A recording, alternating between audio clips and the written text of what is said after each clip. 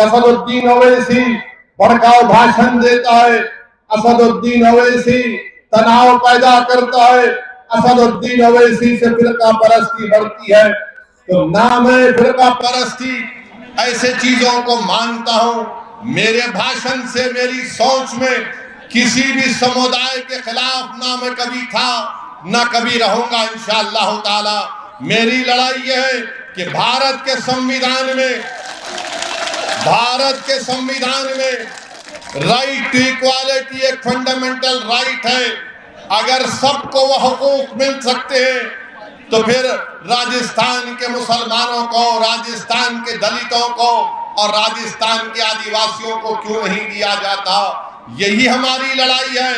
آج آپ دیکھتے ہیں کہ 5 سال سے کانگریس کی سرکار ہے، ان کے بجٹ کے اعلانات کو میں نے آپ کے سامنے رکھا اور اس کے باوجود بھی کوئی اعلان، جب آپ اعلان 1 سال پہلے کرتے ہیں اس کے بعد آپ دیکھتے ہیں کہ زمین پر کچھ نہیں کیا جاتا۔ مگر جب چناؤ آئے گا تو ان کی زبان سے آپ ضرور سنیں گے کہ اویسی پر یقین مت کرو، اویسی ووٹ کاٹنے آیا ہے۔ ارے کانگریس کے لوگوں سنو، پچھلے 2018 میں تم نے راجستھان میں کامیابی حاصل کی تھی، جب لوک سبھا کا الیکشن 4-5 مہینے کے بعد ہوا تو تم ایک لوک سبھا کی سیٹ نہیں جیت سکے۔ جب کیا اویسی آیا تھا یا اویسی کا جن آیا تھا یا کون آیا تھا بتاؤ اس وقت؟ اور خود مکھیہ منتری کے بیٹے چناؤ ہار گئے۔ مگر آپ دیکھیں گے کہ آج کے ہمارے اس تقریر کے بعد کل سے کانگریس کے چوہے اپنے بلوں سے نکلیں گے اور پکار کر کہیں گے کہ اویسی آیا ہے کاٹنے کے لیے۔ ارے اویسی ان لوگوں کو کاٹنے کے لیے آیا ہے، ان لوگوں کو روکنے کے لیے آیا ہے جو بھارت کے سمویدھان کی دھجیاں اڑا رہے ہیں۔ میں توڑنے نہیں آیا ہوں، میں جوڑنے آیا ہوں، میں کسی کو کاٹنے نہیں آیا ہوں، میں اپنا حق لینے آیا ہوں۔ میں نوجوانوں کے مستقبل کو اچھا کرنا چاہتا ہوں، میں بزرگوں کے خوابوں کو پورا کرنا چاہتا ہوں۔ ہماری ماں اور بہنوں کی آنکھ میں جو آنسو ہیں، میں ان آنکھ میں آنسوؤں کو پوچھنا چاہتا ہوں۔ اور یہ اسی وقت ہوگا جب آپ ہمارا ساتھ دیں گے۔ صرف تھالیاں مار کے نعرے لگانے سے کامیابی نہیں ملے گی۔ آپ کو ان تھالیوں کو، ان نعروں کو، ان جذبات کو، اور جو ہزاروں کی تعداد میں آج آپ یہاں پر جمع ہوئے، آپ کو اس کو ووٹ میں تبدیل کرنا پڑے گا۔ کیا آپ ووٹ میں تبدیل کریں گے اس کو؟ کیا آپ ووٹ میں تبدیل کریں گے اس کو؟ کیا آپ ہم سے وعدہ کر رہے ہیں کہ مندل صاحب کی جماعت ہے؟ تو انشاءاللہ تعالی ہم آگے بڑھیں گے، کیونکہ لوگ الزام لگاتے ہیں ارے اویسی ان سے ملا ہوا ہے، اویسی ان سے ملا ہوا ہے۔ ارے اویسی کسی سے ملا ہوا نہیں ہے، اویسی نہ گہلوٹ کا ہے، اویسی نہ کانگریس کا ہے، اویسی نہ مودی کا ہے نہ بی جے پی کا ہے۔ اویسی تمہارا ہے اور تمہارا ہی رہے گا انشاءاللہ تعالی۔ اور اویسی کسی کو اپنا آقا مانتا ہے تو محمد مصطفیٰ صلی اللہ علیہ وسلم کو۔ اویسی کے سامنے کوئی وزیر اعظم اور کوئی پردھان منتری یا چیف منسٹر کوئی اہمیت نہیں رکھتا، کیونکہ سب برابر ہیں اور ہم برابری چاہتے ہیں۔ برابری کیسے حاصل کریں گے؟ غلامی کرنے سے برابری نہیں ملتی، کھڑے ہو کر اپنے حق کے لیے لڑنے سے برابری ملتی ہے۔ تو میرے عزیز دوستوں اور بزرگوں، آپ کو اب ایک سیاسی طاقت بننا ہے، آپ کو ایک سیاسی قوت بننا ہے۔ یہ بہت سے مسائل ہیں، بہت سے چیزیں ہیں جس کا ذکر میں کر سکتا ہوں، مگر میں صرف آپ سے اپیل کرنا چاہتا ہوں کہ سیاسی طاقت حاصل کریے۔ آج ہم دیکھتے ہیں کہ راجستھان میں یہیں سے چند گھاٹ میٹ میں کل جو حادثہ ہوا کہ جنید اور ناصر کی ہتیا کر دی گئی، قتل کر دیا گیا، ان کو جلا کر ان کی جلی ہوئی لاشوں کو ان کے گاؤں کو لایا گیا۔ میں پوچھنا چاہتا ہوں راجستھان کی سرکار سے، آپ نے کیا کیا جب آپ کے پرشاسن کو جا کر جنید اور نصیر کے ذمہ داروں نے کہا کہ ان بچوں کو یہی سرزمین سے کڈنیپ کر کے لے کر چلے گئے ہریانہ میں؟ تو پولیس کا کام کیا تھا کہ پولیس بھی حرکت میں آتی اور راجستھان کے بارڈر میں ان ظالموں کو روک دیتی۔ اور جنہوں نے جنید اور نصیر کو مارا، سنو ظالموں، تم ظلم کر کے جنید اور نصیر کو مار دیے، مگر اللہ تم کو، تمہاری نسلوں کو اللہ نیست و نابود کر کے رکھے گا انشاءاللہ تعالی۔ تم نے جنید اور نصیر کو جلایا نہیں، تم نے انسانیت کو جلایا ہے۔ تم نے جنید اور نصیر کا قتل نہیں کیا، تم نے انسانیت کا قتل کیا۔ میں تو اللہ سے دعا کرتا ہوں کہ پروردگار، جنہوں نے جنید اور نصیر کو مارا، اللہ تیری پھٹکار ان ظالموں پر نازل ہو جو مظلوم کمزوروں پر ظلم کرتے ہیں۔ ارے کون ایسا یہ ظالم لوگ ہیں کہ جو بچوں کو مارتے ہیں، پیٹتے ہیں، اور افسوس تو ہریانہ کی حکومت پر ہوتا ہے۔ ارے کیسا چیف منسٹر ہے ہریانہ کا، کون سا بی جے پی کا ایڈمنسٹریشن ہے کہ جب جنید اور نصیر کو ظالموں نے مار مار کر پولیس اسٹیشن کو لے کر آئے تو پولیس نے کہا کہ ہم جنید اور نصیر کو نہیں لے سکتے کیونکہ یہ مر جائیں گے۔ بعد میں معلوم ہوا کہ ان کی جلی ہوئی لاشیں ملتی ہیں، ان کی جلی ہوئی گاڑی ملتی ہے۔ آخر کیوں ہریانہ میں بی جے پی کی سرکار ان ظالموں کا ساتھ دے رہی ہے جو انسانوں کا قتل کر رہے ہیں؟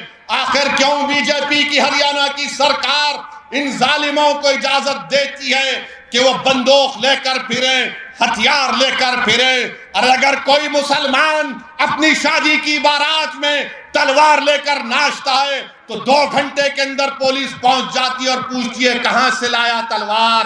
مگر یہ لوگ جو ہتھیار اور بندوق لے کر پھرتے ہیں، گاؤں رکشک کے نام پر گاؤں کی حفاظت نہیں کر رہے بلکہ گائے کے نام پر یہ انسانیت کا قتل کر رہے ہیں۔ ہم کو اس کی مذمت کرنی چاہیے۔ بہت ہو چکا۔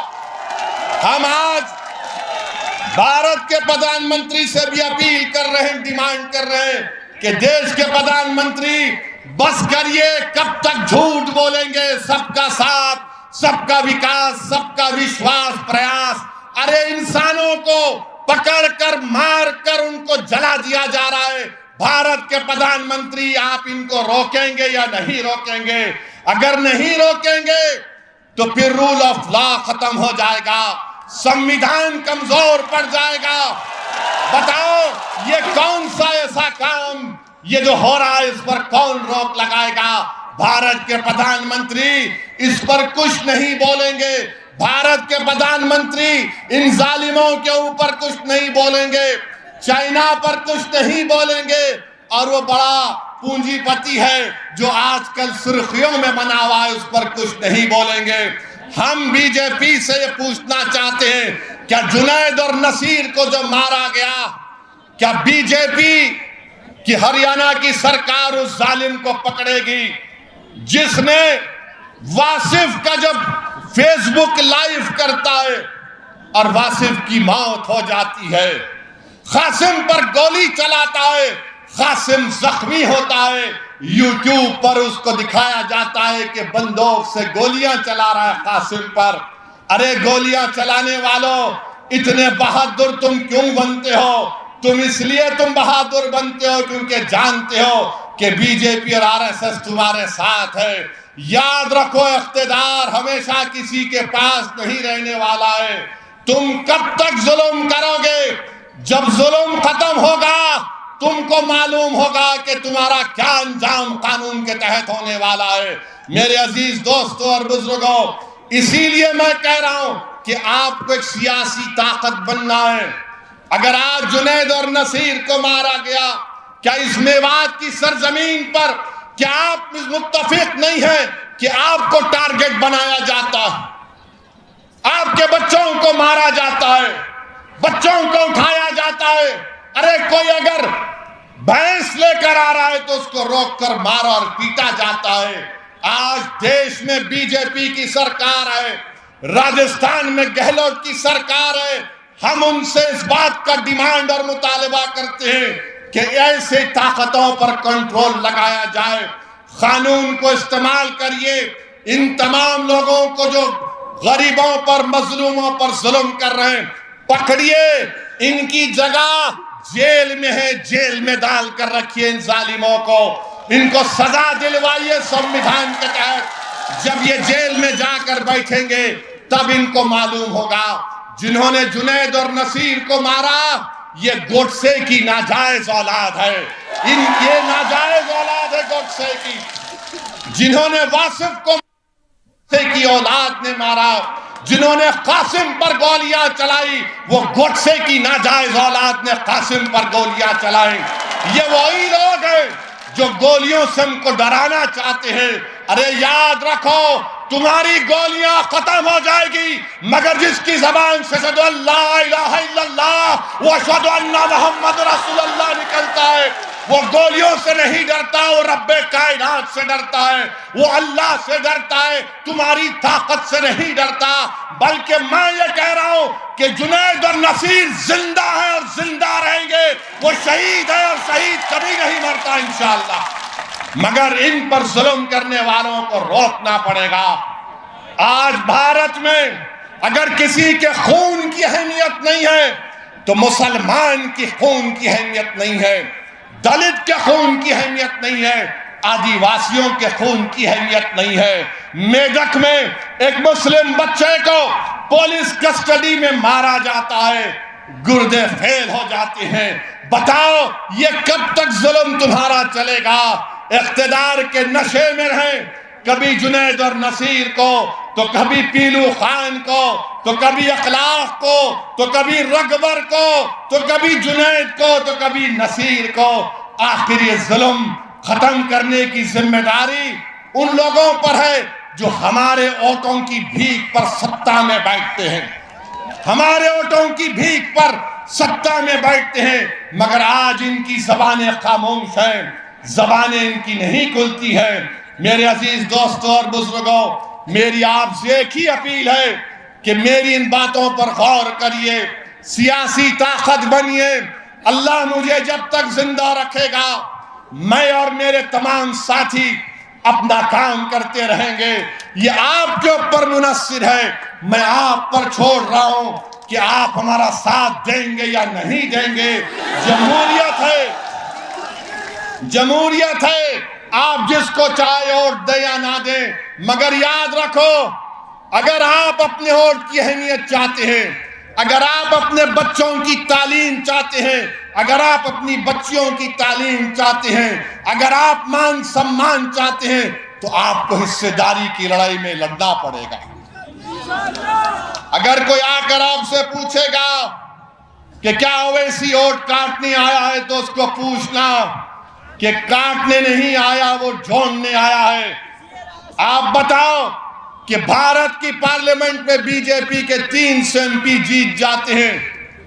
बताओ कांग्रेस के लोगों, कितने सीट पर तुम्हारा और बीजेपी का मुकाबला हुआ? राजस्थान की हर लोकसभा की सीट पर बीजेपी जीत गई। मैं जिम्मेदार कैसे हो सकता हूं? इनके जो राहुल गांधी हैं, जो पूरा भारत जोड़ो के नाम पर निकले थे, पूरे देश में निकले, खुद अपने पूर्वजों की पार्लियामेंट की सीट अमेठी से हार गए। क्या वहां पर ओवैसी गया था? नहीं गया था, फिर भी हार गए। और कहां से जीते? उस पार्लियामेंट की कॉन्स्टिट्यूंसी से जीते जहां पर 30% मुसलमान थे, जहां पर मुसलमान थे जीत गए, और वहां पर हार गए अमेठी से। मगर कांग्रेस के लोग याद रखिए, चाहे बीजेपी हो या कांग्रेस हो या कोई पार्टी हो, ये हरगिज नहीं चाहेंगे कि भारत में मुसलमानों की एक सियासी लीडरशिप बने। वो मुसलमानों को कमजोर रखना चाहते हैं, वो मुसलमानों को अपने ताबे रखना चाहते हैं। وہ مسلمانوں کو غلام بنا کر رکھنا چاہتے ہیں، مسلمانوں کو ڈرا کر رکھنا چاہتے ہیں۔ میں آپ سے کہہ رہا ہوں کہ آپ کو ڈرنے کی ضرورت نہیں ہے، یہ دیش ہمارا تھا، ہے اور رہے گا انشاءاللہ تعالی۔ یہ دیش ہمارا ہے، اس دیش کا آئین پڑھیے، سمویدھان کو پڑھیے۔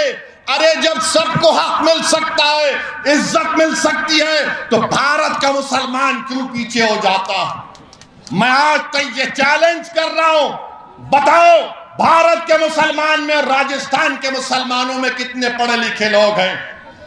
کتنے اسکول کے باہر سب سے زیادہ دلتوں کے بعد اگر کوئی ہے تو مسلمان ہے؟ اس کا ذمہ دار کون ہے؟ بے روزگاری ہمارے بچوں کا مقدر بنتا جا رہا ہے۔ میرے عزیز دوستوں، نوجوانوں، بزرگوں، آپ سے اپیل کر رہے ہیں کہ آپ متحد ہو جائیے، مجلس کا ساتھ دیجئے۔ اگر آپ ساتھ دیں گے تو ہم ایک نیا ماحول پیدا کر سکیں گے۔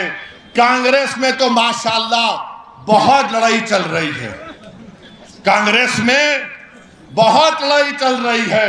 کوئی کسی کو جادوگر بولتا، کوئی کسی کو موقع پرست بولتا ہے، کوئی کسی کو جادوگر بولتا تو پلٹا کر کوئی کہتا ہے کہ نہیں نہیں تو غدار ہے۔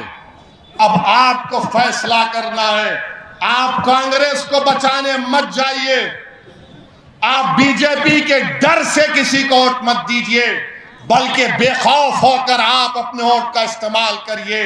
میں آپ کو ایک خواب دے رہا ہوں، اس خواب کو پورا کرنا آپ کا ہمارا کام ہے۔ یہ وقت ہم کو اپنے خوابوں کو پورا کرنے کا ہے۔ اور شب معراج آپ جانتے ہیں، آخر میں کہہ رہا ہوں کہ نماز کی پابندی، میں آپ سے کہہ رہا ہوں کہ نماز کی پابندی کریے۔ 50 نمازوں سے 5 نمازوں پر فرض کر دیے گئے۔ نوجوانوں، اپنے اللہ سے رشتے کو مضبوط کرو، اپنی مسجدوں کو آباد رکھو۔ نوجوانوں، اپنے مسجدوں کو آباد رکھو۔ نوجوانوں، مسجدوں کو آباد رکھو، اللہ کی رسی کو مضبوطی سے تھام لو، اللہ کی رسی کو مضبوطی سے تھام لو۔ اپنے دلوں میں صرف اللہ کی محبت، اس کا خوف پیدا کرو، اپنے دلوں میں رسول اللہ صلی اللہ علیہ وسلم کی محبت کو پیدا کرو۔ یاد رکھو، جب تم اپنا سر اپنے دل کے ساتھ اللہ کے سامنے 5 وقت کی نماز میں جھکاؤ گے تو اللہ ہم کو کامیاب اور کامران کرے گا۔ نمازوں کی پابندی کرو، مسجدوں کو آباد رکھو، اپنے معاشرے میں برائیوں کا خاتمہ کرو، اپنے بہنوں کو، اپنی بیویوں کو وہ حق جو رسول اللہ صلی اللہ علیہ وسلم نے دیا ان کو ان کا حق دو، بیٹیوں کو، اپنی بہنوں کو ان کا حق دو، اپنے آپ کو طاقتور بناؤ، دین کو مضبوط کرو، اپنے دین سے رشتے کو مضبوط کرو۔ ہماری پہچان اس لیے کی جاتی ہے کہ ہم رسول اللہ صلی اللہ علیہ وسلم کے امتی ہیں۔ اور وہ جو لوگ بی جے پی کے لوگ جو کہتے ہیں، موڈی کہتے ہیں پسماندہ مسلمان، موڈی جی کیا یہ میوات کے لوگ پسماندہ نہیں ہیں؟ کیا آپ جنید اور نصیر کے قتل پر کچھ نہیں کہیں گے؟ مگر میرے عزیز دوستوں اور بزرگوں، میری آپ تمام سے ہاتھ جوڑ کے اپیل ہے کہ ہمارے سیاسی سفر میں آپ ساتھ دیجئے، ہماری مدد کریے، تعاون کریے، اور اگر آپ ساتھ دیں گے تو انشاءاللہ تعالی ہم راجستھان میں ایک نیا سیاسی انقلاب برپا کریں گے۔ کیا آپ ہمارا ساتھ دیں گے؟ کیا ہم راجستھان میں ایک انقلاب کو برپا کریں گے؟